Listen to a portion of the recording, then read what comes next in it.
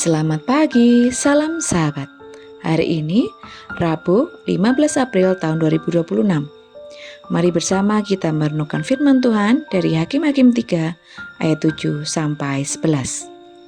Hakim-Hakim pasal 3 ayat 7 sampai 11. Demikianlah firman Tuhan, orang Israel melakukan apa yang jahat di mata Tuhan. Mereka melupakan Tuhan, Allah mereka, dan beribadah kepada para Baal dan para Asyera. Lalu bangkitlah murka Tuhan terhadap orang Israel, sehingga ia menjual mereka kepada Kushan-Rishathaim, Raja Aram Mesopotamia, dan orang Israel menjadi takluk kepada Kushan-Rishathaim 8 tahun lamanya. Lalu berserulah orang Israel kepada Tuhan, maka Tuhan membangkitkan seorang penyelamat bagi orang Israel, yakni Otniel, anak Kenas adik Kaleb. Roh Tuhan menghinggapi dia dan ia menghakimi orang Israel. Ia maju berperang, lalu Tuhan menyerahkan Kushan-Rishathaim, Raja Aram, ke dalam tangannya, sehingga ia mengalahkan Kushan-Rishathaim. Lalu amanlah negeri itu 40 tahun lamanya. Kemudian matilah Otniel anak Kenas. Pola dalam cara kerja Allah.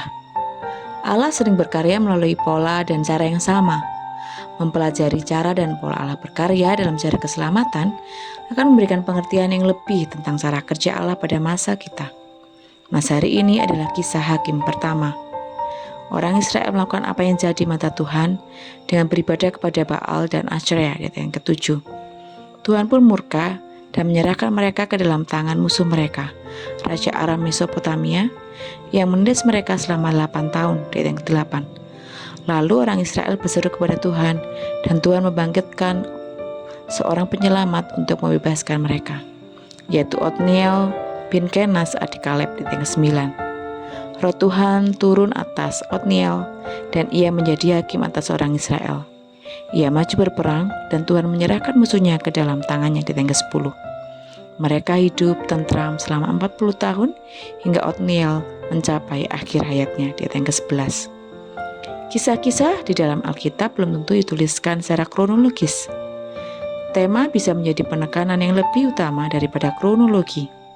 Kitab Hakim-Hakim jelas tidak kronologis, karena kisah dalam pasal 17-18 terjadi dalam masa cucu Musa.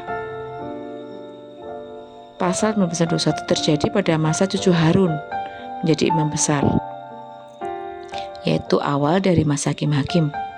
Kisah para hakim dimulai dengan Otniel dan berakhir dengan Simson. Juga mungkin tidak kronologis. Sepertinya kisah Otniel diletakkan di awal untuk menekankan pola dan cara kerja Allah melalui para hakim. Pola yang ada adalah umat menyembah berhala. Tuhan menyerahkan mereka ke tangan musuh, mereka berseru, Tuhan mengirimkan hakim untuk menyelamatkan. Setelah hakim itu mati, mereka kembali menyembah berhala. Dan pola kembali terulang. Berulangnya siklus ini dalam masa para hakim menekankan betapa panjang sabarnya Allah dalam menghadapi umatnya. Ini berarti Allah dalam zaman hakim bertindak bukan hanya secara adil, tapi juga penuh anugerah dan kesabaran. Ini juga terlihat dalam pola Allah menangani umatnya masa kini. Terpujilah Allah selamanya. Mari bersama kita berdoa. Mengucap syukur ya Tuhan untuk kasih setiamu, anugerah dan kesabaranmu yang selalu kau berikan bagi kami umatmu yang penuh dosa ini. Mampukan kami untuk meneladani kasih dan kesabaranmu. Mampukan kami juga boleh bersikap sabar dan penuh kasih terhadap orang-orang yang ada di sekitar kami.